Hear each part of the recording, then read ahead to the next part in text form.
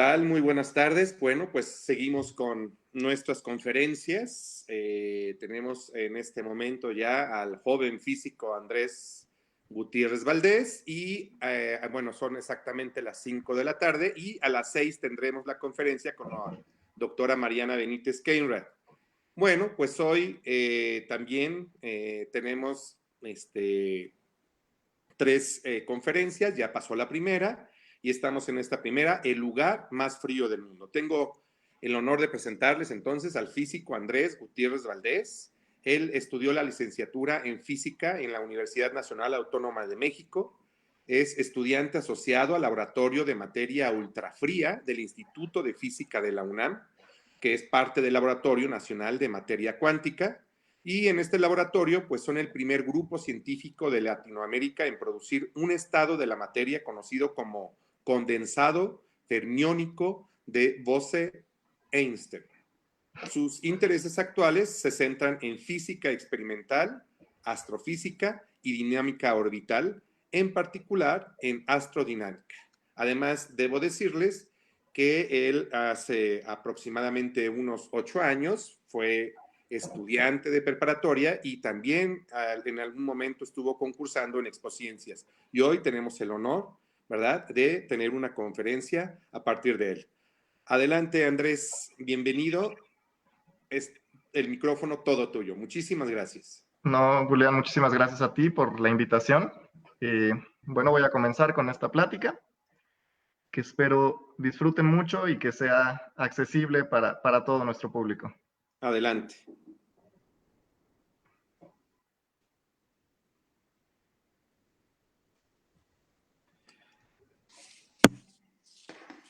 Bueno, como ya me introdujo muy amablemente Julián, yo soy el físico Andrés Gutiérrez Valdés. Les quiero platicar hoy de lo que llamamos el lugar más frío de México. Y creo que esto les va a sorprender bastante. Pues cuando uno piensa en cuál es el lugar más frío de México, pues no sería raro que imaginemos quizá las montañas, los volcanes, que desde en algún día claro se pueden ver desde Ciudad de México o desde Puebla, que tienen siempre sus cimas nevadas. Y uno piensa, pues sí, seguramente esto es de los lugares más fríos. Aquí muestro una bonita imagen de los volcanes Iztaccíhuatl y Popocatépetl. Y pues más o menos, ¿a qué temperatura promedio creen que se encuentre este lugar? La temperatura es baja, pero realmente no tan baja. La temperatura es menos 10 grados centígrados. Esto en la escala que utilizamos los científicos también se puede expresar como 263.15 Kelvin, que es una escala más precisa que sirve para medir las temperaturas más bajas.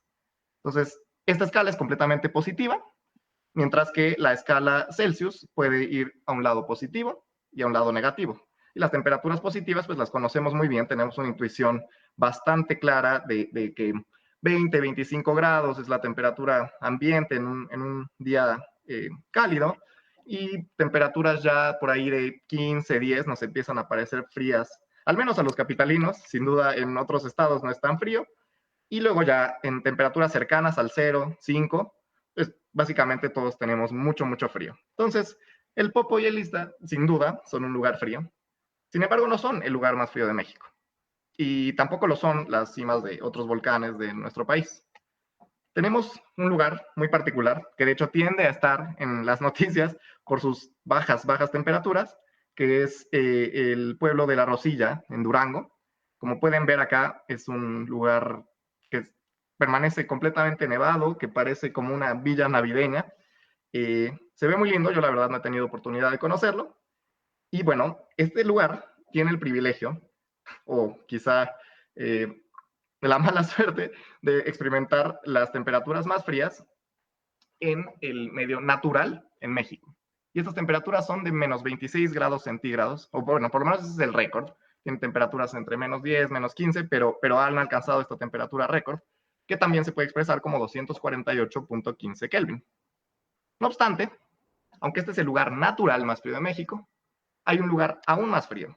Y no solo es un poquito más frío, no solo es que necesito una chamarra más gruesa. No, es un lugar extraordinariamente más frío, muy difícil de comprender. Y ese lugar está en UNAM. el lugar más frío de México está en la UNAM y se llama el Laboratorio de Materia Ultrafría. Y bueno, yo he tenido el gusto de estar trabajando ahí y les voy a contar un poquito de lo que hacemos, de por qué es el lugar más frío y qué cosas podemos hacer con las cosas, con la materia fría que ahí se genera. En este lugar, la temperatura que alcanza una muestra de gas, que es una muestra de gas realmente pequeña, no es un poblado como el que antes mencionaba, alcanza los menos 273.14, 99, 99, 98. Como ven, esto es ridículo, es extremadamente bajo, y si lo expresamos en notación Celsius, pues ya no se ve muy comprensible. Es más práctico, y es por eso que he estado mencionando la escala de los Kelvin, expresar las cosas en Kelvin y en nanokelvin, que representa una milmillonésima parte de grado, que es un grado del mismo tamaño que los grados centígrados. Entonces, estos 20 nanokelvin significa que estamos solamente 20 milmillonésimas arriba de la mínima temperatura que es posible alcanzar. Y a esta temperatura, la materia ya no se porta como uno imaginaría. La materia ya no sigue las leyes a las que estamos acostumbrados en nuestro día a día, sino que sigue las leyes de la famosa mecánica cuántica, que a veces puede ser muy misteriosa y a veces está muy mal comprendida. Sin embargo, hoy lo que voy a tratar es de explicar de manera sencilla realmente qué es lo que pasa ahí.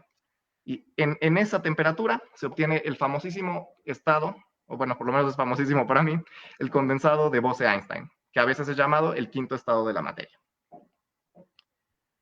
Entonces, bueno, ahí recalco realmente lo frío que están. Y pues ese número no es que nos diga gran cosa, ¿no? No es fácil tener una intuición, así como yo les dije, de 25 grados. Entonces vamos a hacer una analogía. Imaginemos la distancia que hay de Ciudad de México a Roma, que es prácticamente 10.000 kilómetros, 10.241. Es una distancia grande, uno tiene que subirse a un avión y pasar unas buenas horas ahí para recorrerla. Y bueno, teniendo esta distancia en mente, ahora imaginemos un termómetro. Un termómetro normalito, como los que hay en las casas, con su columna bueno, ahora ya no siempre son de mercurio, pero de mercurio. E imaginemos que esta columna, cuando hay 25 grados centígrados, mide la distancia que hay de Ciudad de México a Roma. Es una distancia brutal, 10.000 kilómetros. Bueno, si estuviéramos en estas escalas y luego nosotros de alguna manera pudiéramos medir la temperatura que se alcanza en el laboratorio del que les estoy platicando, el termómetro bajaría hasta indicar apenas una medida de 0.7 milímetros a 20 nanokelvin. Es decir, el termómetro tendría nada más una marquita del tamaño de un grano de sal. Pueden dimensionar, esto es realmente algo extraordinario. Es una temperatura muy, muy, muy baja. ¿Qué tan baja es esta comparada ya no con el lugar más frío de México, sino con la Tierra y con el universo? Bueno, esto es más frío que, pues, la Tierra de los pingüinos, la Antártida, que en su récord de temperatura ha alcanzado a estar hasta menos 90 grados Celsius. Es más frío que Europa, que es una de las lunas de Júpiter, una luna que es famosa por estar hecha de hielo, que alcanza hasta menos 223 grados Celsius. Es más frío que los cráteres de nuestra propia luna, que resultan ser el lugar más frío del sistema solar, a menos 263 grados Celsius. Y es más baja que la temperatura que tiene el espacio mismo. Esta foto quizá no la conozcan todos, es llamada la foto del fondo de microondas, pero de alguna manera lo podemos interpretar como la temperatura del espacio, que es menos 270. Es decir, apenas un par de grados arriba del cero absoluto, del cero que ahorita les voy a contar más. Y es más fría que la nebulosa del Boomerang, que resulta ser el lugar más frío natural de todo el universo conocido. Este está a menos 272 grados Celsius. Entonces, realmente estamos hablando de algo brutal. Esto significa que a menos que una civilización extraterrestre esté desarrollando la misma investigación y la misma tecnología, el lugar más frío de todo el universo está en la Tierra. Y son laboratorios como el nuestro, laboratorios que hacen materia ultrafría. Entonces, vamos a tratar de entender el frío desde un aspecto más científico, porque naturalmente todos sabemos que, bueno, lo caliente me quema, pues lo frío congela, tenemos intuición sensorial de esta cantidad física. Pero para un físico, el frío pensado desde la escala atómica realmente es, bueno, el frío y el calor, más bien la temperatura de un objeto pensado a escala atómica, es una cantidad proporcional a la energía interna de este objeto. ¿Qué quiere decir esto? Que si pensamos en los átomos que componen a todas las cosas que existen, las partículas más pequeñas que componen a todo lo que existe, un objeto que nosotros percibimos como frío tendrá esas partículas moviéndose a velocidades mucho más lentas. El promedio de las velocidades de estas va a ser bajo, mientras que una cosa que está caliente va a tener un promedio de velocidad mucho más alto. Y estas partículas van a tener varias velocidades, no significa que todas estén a una velocidad dada, pero sí significa que el promedio de todas las velocidades va a ser más alto en el caso caliente y más bajo en el caso frío. Pero esto nos lleva a preguntarnos, pues, ¿qué pasa si nosotros bajamos y bajamos más la temperatura hasta que se detengan las partículas? Pues ese resulta ser el famoso cero absoluto. Porque ¿qué significaría que algo esté más allá que detenido? No se pueden desdetener o ir a algún otro lado. Ese cero absoluto es lo mínimo que tendría sentido físico en considerar. No obstante, las leyes de la termodinámica nos prohíben alcanzar este cero. No quiero ahondar mucho al respecto porque las razones pueden ser un poco embrolladas, pero si me lo creen, es imposible alcanzar ese cero. Uno puede bajar y bajar y bajar la temperatura, pero llegar al cero, eso no va a pasar. Entonces, otro principio que tenemos que tener en mente si estamos buscando enfriar una cosa a estas temperaturas tan cercanas al cero es cómo se porta la temperatura y el calor.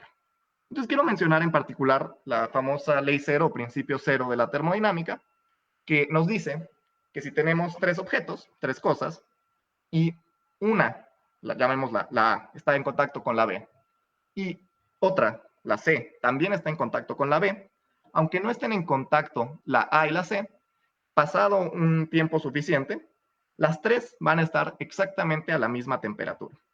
Y este es uno de los enunciados que conocemos como la ley cero. Hay varias propuestas equivalentes, sin embargo, esta es suficiente para lo que les quiero explicar, puesto que esto significa que si yo quiero refrigerar algo, pues tengo que ponerlo en contacto con algo más frío. Pero ¿cómo voy a hacer eso si no hay nada más frío que esta cosa? ¿De dónde voy a poder eh, hacer este enfriamiento? Y más aún, ¿dónde lo voy a guardar una vez que lo tenga?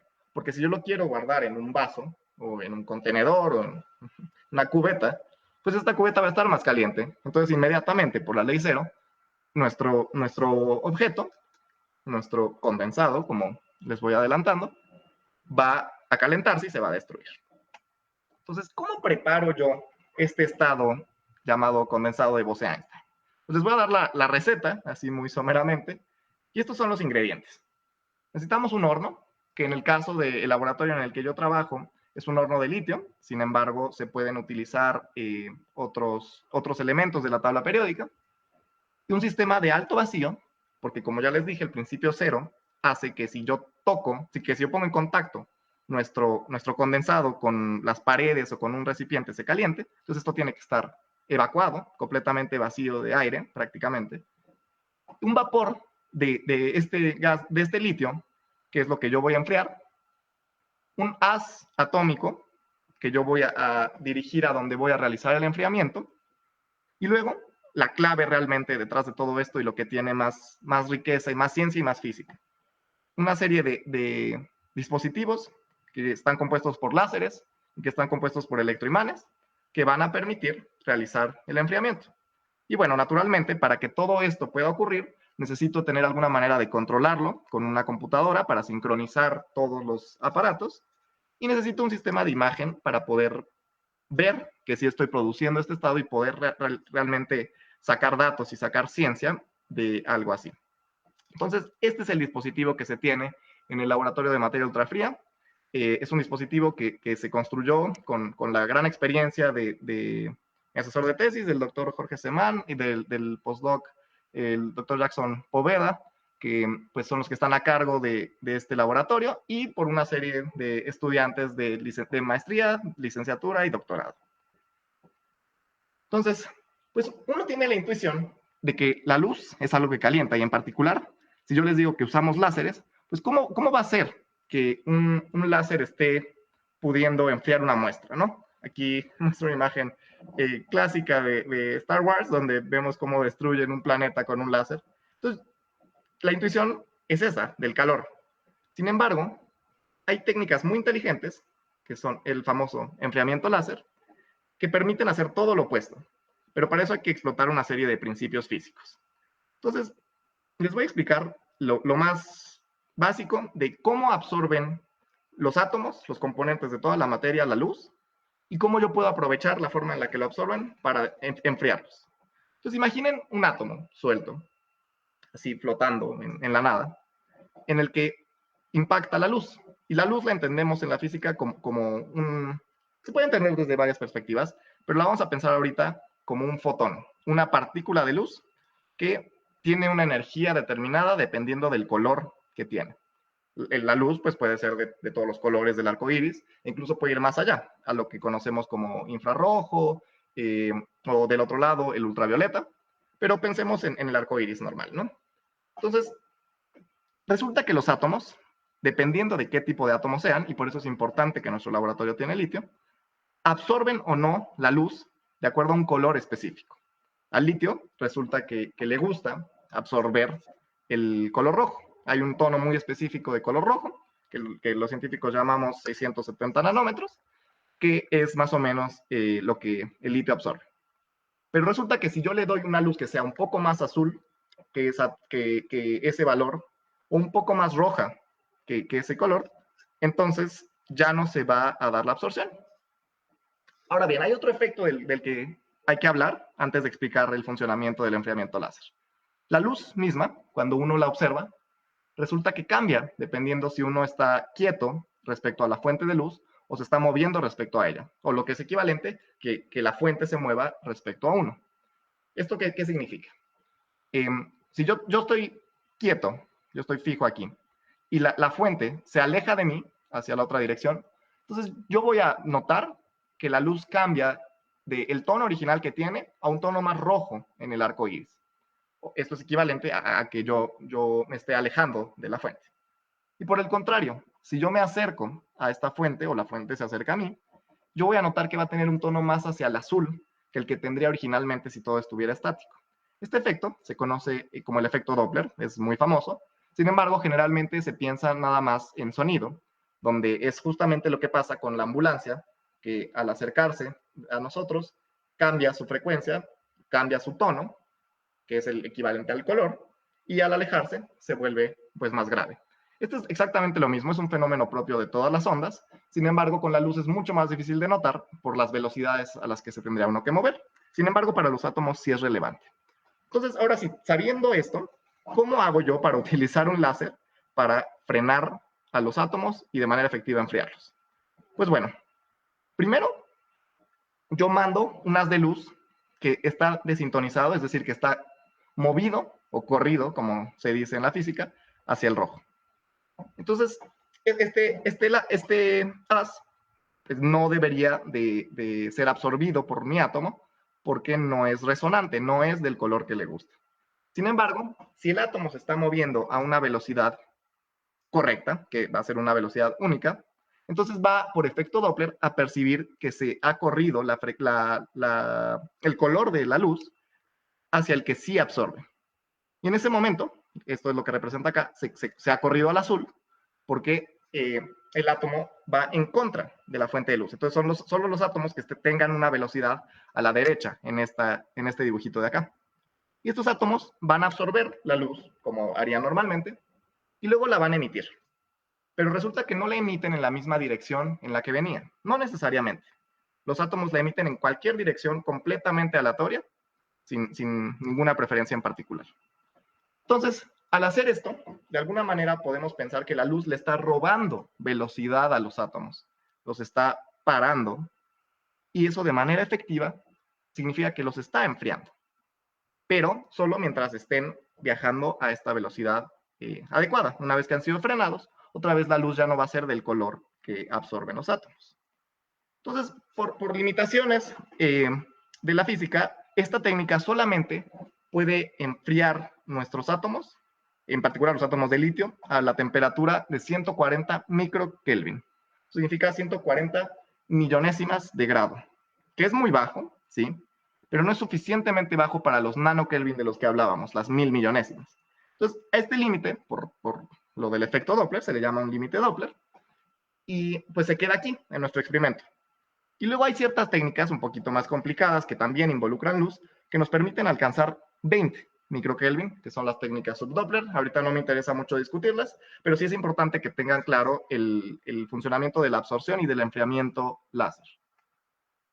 Entonces, si yo utilizo esta técnica en una dirección, pues voy a tener una región donde los átomos se van a enfriar, pero si se salen de esa zona, pues van a volver a escapar y van a volver a calentarse.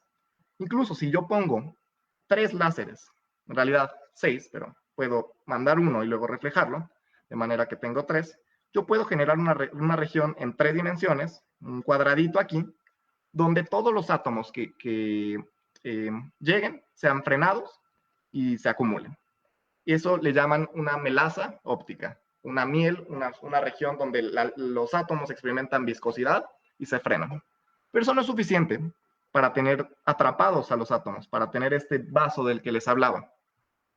¿Cómo le vamos a hacer para que no, cuando lleguen al borde de esta región, no se escapen de esta zona? Pues resulta que aquí viene el segundo elemento, el segundo ingrediente que yo estaba mencionando, que son los campos magnéticos. Hay otro efecto llamado el efecto Zeeman, que lo que hace es algo equivalente al efecto Doppler, en el cual cambia el color de la luz que le gusta a los átomos. Sin embargo, esto es por efectos puramente magnéticos. De manera que podemos generar una región que no solo detiene la luz, sino que cuando los átomos empiezan a acercar a los bordes de esta región, la fuerza que experimentan va a ser mayor, cada vez mayor, de manera que siempre están concentrados en el centro, que cuando tratan de irse a las paredes, sienten una fuerza que los regresa. Y entonces, ahora sí, tenemos este vaso increíble, que es un vaso que no tiene sustancia, que no tiene masa. Es un vaso hecho de luz y de campos magnéticos. Y en el área, pues le llamamos una trampa magneto-óptica, o MOT por sus siglas en inglés. Sin embargo, es eso, es un vaso. Y con este vaso, nosotros en el laboratorio llegamos a reunir muestras relativamente grandes, de 500 millones de átomos, enfriadas a una temperatura de 40 microkelvin. ¿Cómo se ve esto? Bueno, pues por fuera se ve como todo este merequetengue de cables y tubos. Aquí están los imanes. Sin embargo, ya observando en lo que llamamos la cámara de ciencia, en la zona donde está la trampa magneto-óptica, pues vemos esto de aquí, que yo creo que es una de las cosas más impresionantes, sobre todo cuando uno lo ve en persona, es realmente algo magnífico, una pelotita roja que podría asegurar que la mayoría de ustedes, este es el objeto más frío que han visto nunca. Está flotando en medio de la nada, aislada del resto del universo, y es uno de los objetos más fríos. Sin embargo, esto todavía no está suficientemente frío para alcanzar el famoso estado de la condensación de Bose-Einstein. Entonces, ¿cuál es el siguiente paso? Bueno, pues es probablemente el más bello. Es el famosísimo enfriamiento evaporativo, que funciona exactamente igual, y por eso es tan bonito, es algo muy sencillo. Funciona igual que cuando nosotros enfriamos una taza de café. Entonces tenemos una taza de café caliente, ¿no? Y va a seguir los mismos principios microscópicos de los que ya hablábamos. Adentro de la taza, los átomos, como están calientes, se están moviendo muy, muy rápido. Sin embargo, los más rápidos alcanzan a vaporizarse y alcanzan a escapar de nuestra taza. Entonces, si yo quiero que se enfríe mi café, pues le soplo, porque al soplarle le quito todos estos átomos muy calientes y me quedo con los átomos fríos. Entonces, el resto, de manera práctica, se enfría. Resulta que lo mismito, sirve con nuestra muestra de nuestra trampa magneto-óptica. Pero no podemos nosotros soplarle pues, con la boca, porque eso la calentaría y agregaría masa, que es justo lo que estamos tratando de evitar, ¿no? Entonces, vamos a usar luz de nuevo. Pero ahora se usa otro tipo de láser, que es un láser infrarrojo. Este láser atraviesa la nube que vemos acá por en medio. Y resulta que por efectos del electromagnetismo, acumula átomos en la región central del láser, en lo que se llama una trampa óptica dipolar. El efecto es un efecto de dipolo, pero basta con entender que los átomos, al sentir esta luz tan intensa y tan diferente, porque es de un color muy diferente que el rojo, es infrarrojo, se acumulan ahí. Entonces, ahí nosotros podemos juntar 3 millones de átomos y luego realizar el famoso enfriamiento evaporativo. Soplarle. ¿Cómo le soplamos? Pues bajamos las paredes de esta trampa, bajamos la intensidad del láser, que inicialmente es muy potente, y entonces lo que vemos es esto. Es nuestro vasito, va bajando sus paredes y los átomos más calientes solitos escapan, de manera que la muestra restante acaba mucho más fría. Acaba 2000 veces más fría que el estado en el que estaba antes. Y entonces ahora sí ocurre la famosa condensación de Bose-Einstein. Pero ¿cómo sabemos todo esto? ¿Cómo tomamos imágenes? ¿Cómo sacamos datos de que algo está tan frío si no lo podemos tocar, si no le podemos soplar, si no podemos interactuar con él? Pues la técnica más básica que nosotros utilizamos es la llamada imagen de absorción, que es particularmente chistosa porque es la fotografía de una sombra. Nosotros iluminamos con la misma luz que los átomos absorben a la muestra a la muestra ultrafría. Y nosotros, pues, al absorber la luz, los átomos se van a calentar, porque ahora sí el láser va a funcionar como estábamos imaginando antes, como en la estrella de la muerte. Entonces va a expulsar hacia todos lados la muestra y la va a destruir. Pero nos vamos a quedar con una sombra en un haz. Entonces, si nosotros comparamos esta sombra con la imagen que tiene solo el haz cuando no hay átomos, a partir de la diferencia entre ellos, a partir de, aquí tenemos una representación de la operación matemática, podemos ignorar el logaritmo, pero a partir de una división de una imagen de una sombra y de una imagen del haz sin átomos, vamos a obtener como el negativo y vamos a obtener la forma real de la nube que estamos estudiando.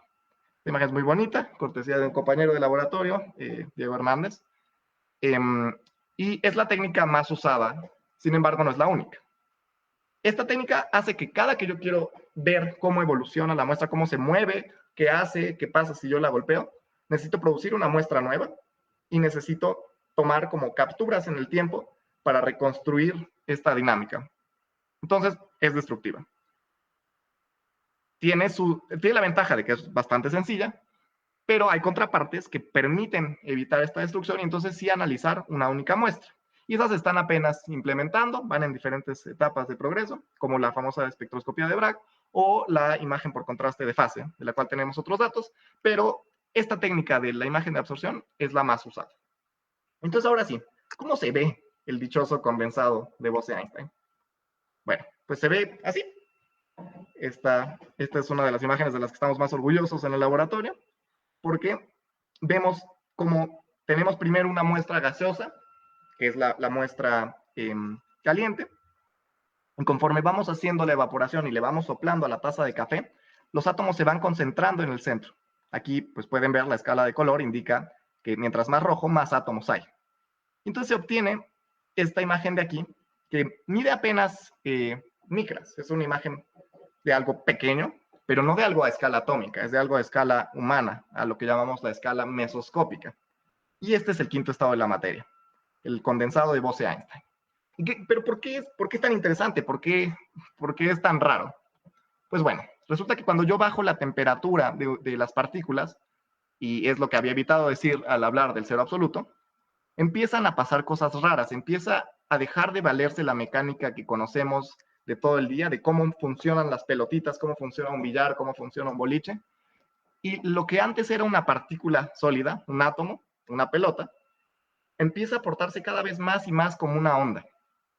Esto se le llama la famosa dualidad onda-partícula y es algo que filosóficamente ha confundido a los físicos y a los no físicos desde hace más de 100 años. Sin embargo, todos los experimentos muestran que la naturaleza es así, que los objetos se portan de esta forma tan rara, y entonces de repente lo que antes era claramente una pelotita, ahora es una onda. Y entonces, conforme yo bajo y bajo más la temperatura, la onda empieza a crecer. Y las ondas tienen una propiedad que las pelotas no tienen, que las partículas no tienen.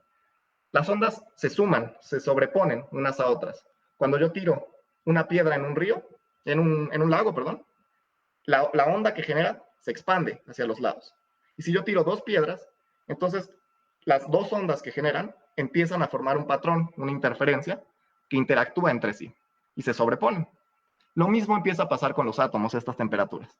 La onda crece y crece y crece hasta que de plano, a una temperatura crítica, una temperatura muy baja pero finita, que es la de los nanokelvin, los átomos dejan de portarse como átomos y se vuelven una especie de onda, que es una onda cuántica, y que es de tamaño humano, es macroscópica. Entonces, aquí estamos viendo 40.000 moléculas, 80.000 átomos. Vean que pasamos de millones de átomos a apenas unos cuantos miles, que suenan a mucho, pero en realidad son pocos comparados con cuánta materia hay en básicamente cualquier cosa, en un vaso con agua, que hay una cantidad brutal. Aquí tenemos muy poquitos átomos, es un gas diluido, se llama. Eh, pero están en este estado increíble donde todos son una onda cuántica macroscópica. Y esto es súper emocionante y súper misterioso. ¿Qué puedo hacer con un gas de este tipo? Pues bueno, aquí voy a hablar de varias cosas porque es la pregunta típica. ¿Para qué sirve esto? Y yo siempre me acuerdo de que mi asesor alguna vez respondió, pues ¿para qué sirve un bebé? Y suena fuerte, suena muy fuerte, pero en realidad es una muy buena analogía. Un bebé consume recursos, un bebé llora, un bebé desgasta a sus papás, un bebé es difícil de cuidar. Sin embargo, cuando yo nutro a este bebé, yo le enseño, yo lo cuido, el bebé crece y se desarrolla y se puede volver un ser humano con un montón de potencialidades a explorar, ¿no? Un humano que puede volverse un médico, un humano que puede volverse un ingeniero, un humano que puede volverse un físico, un humano que puede aportar mucho a nuestra sociedad y a su familia y a los que lo quieren. Pues la ciencia básica como esta que estamos haciendo aquí, en muchos aspectos, es igual que un bebé. Porque este humano, tú cuando lo tienes no sabes qué va a hacer y no por eso lo dejas de cuidar, ¿no? Sino que al contrario, lo nutres para que crezca, se desarrolle y se vuelva lo que sea que tenga que ser. Esto es muy parecido. Cuando empezó esta área, no se sabía realmente a dónde iba. Y de hecho, permítanme aquí hacer un paréntesis pequeño, pero realmente el condensado de Bose-Einstein, pues lo predijeron el famosísimo Albert Einstein y un físico indio no tan famoso llamado Satyendra Bose, en unos escritos matemáticos. Ellos, Bose no era realmente muy conocido en la comunidad científica y le habían rechazado su artículo. Él había hecho la primera investigación matemática al respecto y nadie lo había tomado muy en serio. Entonces Bose se lo decide enviar a Einstein y Einstein valora lo que hay detrás y se da cuenta de realmente la gran aportación que está haciendo Bose. Entonces, pues ya él lo ayuda a publicarlo. Y la predicción más fuerte de este trabajo que hace Bose es que se puede producir este estado de la materia. Sin embargo, ambos opinan como esto nunca va a pasar porque son temperaturas demasiado frías y va a ser imposible producir algo así. Digamos que en aquella época apenas los refrigeradores llevaban un siglo de haber sido inventados y no se alcanzaban temperaturas ni con mucho cercanas. Se sabía cómo licuar algunos gases, se sabía cómo producir nitrógeno líquido, cómo producir oxígeno líquido. Sin embargo, no sabían llegar a temperaturas y no se imaginaban siquiera posible llegar a temperaturas de micro o de nano Kelvin, que son así de extraordinariamente pequeñas. Entonces, pues hacen esta predicción hace más de 100 años. Y pues tienen que pasar muchos años y muchos avances tecnológicos para que planteemos un experimento como el que hay ahora. Se desarrolló toda la teoría cuántica, que es la que da fundamento y da entendimiento a todo esto. Y entonces se desarrollaron las técnicas que ya mencioné, que de hecho prácticamente todas ganaron un premio Nobel en física por la importancia que han tenido. El enfriamiento láser, el desarrollo de la trampa magneto-óptica, todo este entendimiento de cómo interactúa la luz con la materia, pues nos fue dado a lo largo de este último siglo, ¿no? Entonces, finalmente, pues el primer condensado se hizo en el año de 1997, es un poquito más joven que yo, y pues fue algo histórico, y ahora ya hay unas cuantas decenas de laboratorios en el mundo que se dedican a esta investigación y que lo hacen con muy diversos elementos.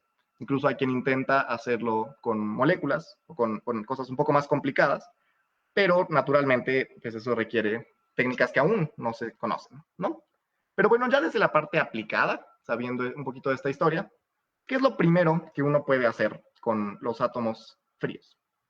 Pues uno puede hacer sensores muy precisos. Y el más famoso de todos es el reloj atómico, que si bien tiene una historia un poquito diferente, ahorita los relojes más precisos, con un error de menos de un segundo en 160 millones de años, eso también es otra cantidad incomprensible, pero es un reloj brutal, está hecho con átomos fríos. Y uno dice, bueno, ¿y a mí qué me sirve que alguien pueda medir el tiempo con esa precisión? Pues ahorita, esto probablemente algunos ya lo sepan, pero nos sirve de mucho y nos sirve en la vida cotidiana. Cuando uno saca su celular y saca una aplicación de mapas para posicionar, para saber dónde está un GPS, uno está usando un reloj atómico. Porque resulta que para determinar la posición de una persona, o bueno, de un celular en el globo terrestre, es necesario realizar una triangulación de la posición que se hace detectando la señal que se envía desde un satélite en órbita, y a partir de las diferencias de los tiempos y con un cálculo matemático, determinar la posición del celular y por lo tanto de la persona.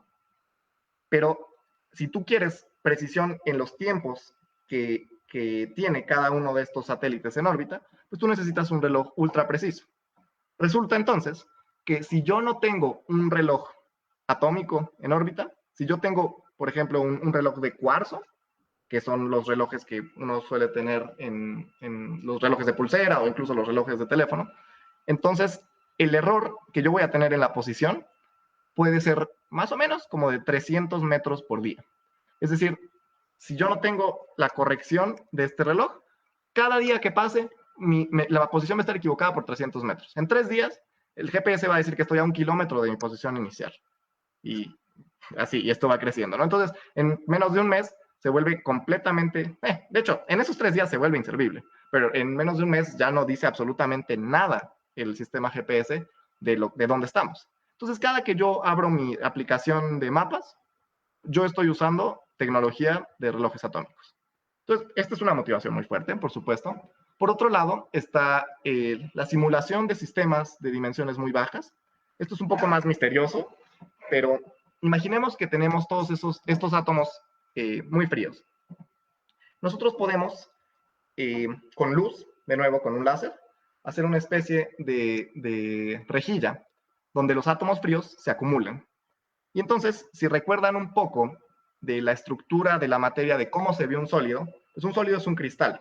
Es una serie de pelotitas que representamos con bolitas y palitos acomodadas en formas cúbicas. Entonces, los átomos fríos han dado pie a hacer simulación de estos cristales. Pues estos cristales pueden ser el cubo completo, varios cubos en una red cristalina, o puede ser solo una sección del cubo, un plano. Entonces nada más tener átomos en 2 dimensiones en un plano, o incluso en una sola línea. Entonces podemos explorar las mejores aproximaciones que hay a sistemas más sencillos, a sistemas 2D, a sistemas 1D, que en la física están mucho mejor explorados, en la física matemática están mucho mejor entendidos, y podemos complementar la teoría con el experimento y explorar sólidos de alguna manera con un gas ultrafrío. Y en particular, una de las cosas interesantes que se pueden hacer con estas estructuras es entender la famosa superconductividad de alta temperatura. Aquí voy a hacer un comentario breve también. La superconductividad es un fenómeno que se descubrió más o menos en esas épocas con los gases fríos, con los gases licuados, en la cual se descubrió que había materiales que a bajas temperaturas, no tan bajas, estamos hablando de nuevo de unos cuantos Kelvin, no de micro, no de nano, podían conducir electricidad sin resistencia. ¿Qué significa eso? Pues todos sabemos que cuando nuestros dispositivos eléctricos se conectan o están usándose, sobre todo dispositivos pues, que requieren mucha potencia, pues se desperdicia mucha electricidad porque el dispositivo se tiende a calentar. Los cables no aguantan. Bueno, al sentir el paso de la electricidad, su resistencia hace que se calienten. Y esto generalmente, fuera de ciertos dispositivos donde es útil que se calienten, es un desperdicio completo de energía. Es un tiradero de energía que cuesta mucho dinero y muchos recursos en producir. Y resulta que hay estos materiales que cuando yo enfrío, pueden evitar esta pérdida, pueden transmitir sin calentarse. Entonces, si nosotros pudiéramos hacer eso hoy, con todos los cables de la calle, por ejemplo, triplicaríamos la energía que hay disponible para todo, para el transporte, para los hospitales, para las casas, absolutamente sin hacer nada, obtendríamos que la electricidad, la energía disponible para la humanidad es 3 veces la actual. Entonces, este es uno de los santos griales de la física, porque existen estos superconductores de baja temperatura, pero no es factible enfriar nuestros cables a 1 Kelvin, sería más caro incluso, y sería energéticamente más difícil eh, hacer algo para enfriarlos. Entonces, si yo encuentro un material que pueda tener esta propiedad superconductora a temperatura ambiente, a 20 grados, a 15 grados, entonces voy a revolucionar el mundo. Y resulta que una de las formas de explorar estas estructuras, la estructura más famosa se conoce como perovskita, si alguien está interesado, pues es justamente utilizando estos simuladores de materia, estos cristales hechos con átomos fríos. Otra de las áreas más famosas y que ahorita están muy, muy de moda es la de la computación cuántica. Hay gente que está estudiando cómo utilizar los condensados para realizar cálculos cuánticos, los famosos bits cuánticos o qubits. También se pueden simular condiciones que solamente hay en el espacio exterior, en objetos como las estrellas de neutrones, que son toda un área aparte, pero también es muy bonito. Entonces se puede hacer de alguna manera astrofísica de laboratorio. Y pues por supuesto se puede estudiar la vorticidad y la turbulencia cuántica, que eso es muy raro, pero ahí les van. Resulta que en los líquidos clásicos, en el agua, cuando fluye, algo que es muy común observar, es la turbulencia. Lo damos básicamente por sentado. Si yo abro la llave aquí de mi baño, pues el agua va a caer y va a ser un completo desastre, ¿no? Si yo la abro poquito, puedo llegar a observar que fluye una columna delgada que hasta parece como que está congelada, que está muy ordenada. En ese caso no hay turbulencia. Pero el flujo general de los líquidos, del agua y en general de los líquidos, suele ser turbulento. Pues resulta que la física actual, uno de los grandes problemas matemáticos que no se han resuelto, es justamente cómo modelo yo este flujo, cómo entiendo y cómo predigo las propiedades que tienen los flujos turbulentos. Las ecuaciones de eso son endemoniadas, son terriblemente complejas, pero resulta que en este caso, cuando el fluido no es un fluido normal, sino es un fluido cuántico, un fluido ultrafrío, entonces hay cosas que se entienden mejor. Se simplifican las cosas, extrañamente, y entonces uno puede investigar desde estos objetos cuánticos los problemas de turbulencia, de cómo se forman vórtices, de cómo se mueven, la dinámica. Y básicamente todo esto es nuevo, pero nos puede arrojar luz desde la mecánica cuántica a la mecánica clásica, al movimiento de los fluidos, a la hidrodinámica. Entonces la física fundamental está toda abierta a la exploración desde un experimento como este. Y aquí les quiero mostrar unos videos que son cortesía del doctor Poveda. Estos no son de nuestro laboratorio, pero justamente a ver, permítanme, de cómo se mueven estos objetos cuánticos. Aquí podemos ver diferentes nubes, diferentes condensados, exhibiendo estos modos de oscilación, lo que yo llamé aquí condensados en acción. Y todo esto es ciencia interesante, ciencia muy nueva, y que va a arrojar luz, sin duda, en las próximas décadas sobre problemas que ahorita ni siquiera podemos imaginar. De alguna forma, nuestro condensado es como un bebé. Y con eso quiero concluir con esta plática. Y bueno, les muestro una de las últimas fotografías que tomamos del grupo. No está aquí completo, pero bueno, ellos son el equipo que trabaja en el laboratorio. Y en particular, pues el doctor Jorge Semán, que es responsable del LMU. Muchas gracias.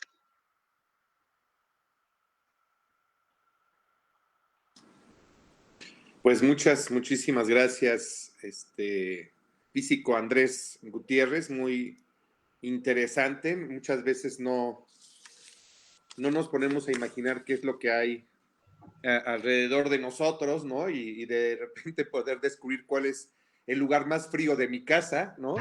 Y de repente saber que tengo un refrigerador que además por dentro tiene un congelador y entonces, ¿cuál es la estructura o cuál es el gas o qué es lo que está por detrás de todo esto que hace que durante 12 años que tiene mi refrigerador, pues esté ahí funcionando perfectamente, ¿no? ¿Qué lo mantiene ahí vivo, ¿no? Bajo toda esta cuestión. Entonces, bueno, Exactamente. creo que nos has aclarado, ¿no? Sí, yo sabía de la Rosilla, yo sabía de este lugar más frío de México, pero nunca, bueno, y luego interpretaste que no solamente es del universo, sino tenía que ser el Instituto de Física de la UNAM, ¿no? Con menos 273 grados Celsius, que se me hace una cantidad que no puedo pensar, como bien dices, Es ¿no? muy, muy difícil de conmensurar algo No, no, así. no, imagínate nada más, ¿no? Entonces, bueno, pues muy, muy buena explicación.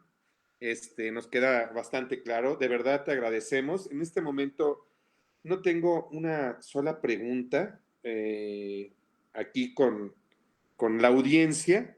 Entonces, pues no me resta más que agradecerte muchísimo la oportunidad que nos has dado No, de gracias a ustedes, Julián, por permitirme estar acá. Pues mi alma mater, la Facultad de Ciencias, que también está organizando este evento, ha sido un verdadero honor. ¿Qué te puedo decir? Que yo también vengo de la Facultad de Ciencias como biólogo. Pues muchísimas gracias, te agradezco muchísimo y bueno, pues estamos en contacto. Al final dejaste tus datos en una diapositiva, entonces Sí, quien quiera comunicarse contigo, quien tenga alguna pregunta más con todo directa. gusto ahí podemos resolver cualquier duda o si tienen interés en participar, si les causa mucha curiosidad, porque yo sé que es un tema muy vasto y muy difícil de abarcar en este tiempo, está abierta la comunicación. Perfecto, pues muchísimas gracias. Te agradezco muchísimo la intervención y estamos en contacto. De Claro verdad, que sí, Julián. muchísimas gracias. Gracias a ti. Tengas muy, muy bonito día. Hasta luego. Hasta luego. Y para todos los demás, bueno, no se vayan exactamente a las 6 de la tarde, son las 5:47, pero exactamente a las 6 estará con nosotros la doctora, la bióloga Mariana Benítez Keinrad, y su conferencia se llama ¿Cómo producir nuestros alimentos mientras conservamos la biodiversidad? Entonces, estemos atentos, seguramente será un tema que podamos discutir con ella. Muchísimas gracias a todos ustedes y los veo exactamente a las 6 de la tarde. Muchísimas gracias.